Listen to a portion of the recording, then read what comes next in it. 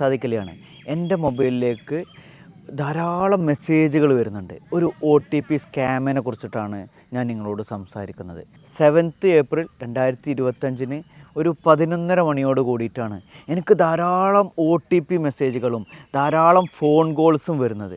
ഞാൻ എന്താണെന്ന് ഇങ്ങനെ നോക്കിപ്പോയി, എനിക്കൊന്നും മനസ്സിലാവുന്നില്ല. ധാരാളം മെസ്സേജുകൾ വരുന്നുണ്ട്, ധാരാളം കോൾസ് വരുന്നുണ്ട്. ഞാൻ അതിനെക്കുറിച്ച് നോക്കുന്ന സമയത്താണ് മനസ്സിലായത് ഒരു OTP സ്കാമാണ് നടക്കുന്നത്.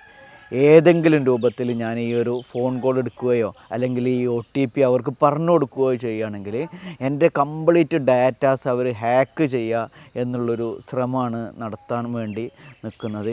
ഈ ഒരു നിമിഷം പോലും എനിക്ക് മൊബൈൽ ഫോണിൽ മെസ്സേജ് വന്നുകൊണ്ടേ ഇരിക്കുന്നുണ്ട്. ഞാൻ സംസാരിക്കുന്ന കാര്യങ്ങൾ അങ്ങനെയൊന്നും നിങ്ങൾക്ക് വായ അടപ്പിക്കാൻ പറ്റില്ല എന്നുള്ളതാണ്. നിങ്ങൾ അതിന് വെച്ചിട്ടുള്ള വെള്ളം അങ്ങ് വാങ്ങി വെച്ചേർ. നിങ്ങൾ എത്ര മെസ്സേജ് അയച്ചാലും എത്ര OTP അയച്ചാലും ഞാനൊരിക്കലും അതിലൊന്നും വീണ് പോകില്ല എന്നുള്ളതാണ് പറയാനുള്ളത്. അപ്പോൾ നിങ്ങളൊക്കെ സൂക്ഷിക്കുക. ഇങ്ങനെ ഓരോ ആളുകൾക്കും ഇത്തരത്തിൽ മെസ്സേജുകളൊക്കെ വരുന്ന സമയത്ത് ഒരിക്കലും എന്ത് ചെയ്യാൻ പാടില്ല, നിങ്ങൾ പറഞ്ഞു കൊടുക്കാൻ പാടില്ല എന്നുള്ളതാണ്. ഈ ഒരു OTP സ്കാമിൻ്റെത് ഞാൻ സൈബർ വിങ്ങിലേക്ക് കംപ്ലൈൻ്റ് ആയിട്ട് രജിസ്റ്റർ ചെയ്തിട്ടുണ്ട്. ഏതെങ്കിലും ഒരു സമയത്ത് അവരെ പിടിക്കപ്പെടുമെന്നുള്ളതാണ് ഞാൻ വിചാരിക്കുന്നത്.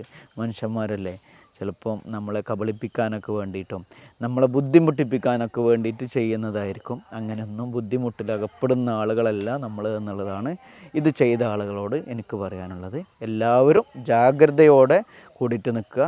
കുട്ടികളുടെ അടുത്തൊക്കെ ഫോൺ കൊടുക്കുന്ന സമയത്ത് നിങ്ങൾ സൂക്ഷ്മത പുലർത്തുക. അവരൊക്കെ വീഡിയോ ഒക്കെ കാണുന്ന സമയത്ത് ചില സമയത്ത് ആഡിലേക്കൊക്കെ പോകുന്നുണ്ട്. ആഡിലേക്ക് പോകുന്ന സമയത്തായിരിക്കും ചിലപ്പോൾ ഇങ്ങനെ വരുന്നത്.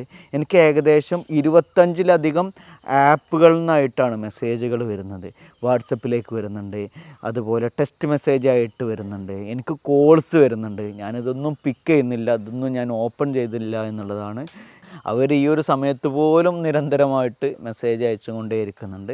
അപ്പോൾ എന്നെ കോൺടാക്റ്റ് ചെയ്യണമെന്നുണ്ടെങ്കിൽ എൻ്റെ വാട്സപ്പ് നമ്പറിലേക്ക് മെസ്സേജ് അയച്ച് ഞാനത് വെരിഫൈ ചെയ്താൽ മാത്രമാണ് ഇനി തിരിച്ചു വിളിക്കുള്ളൂ എന്നുള്ളതാണ് പറയാനുള്ളത്.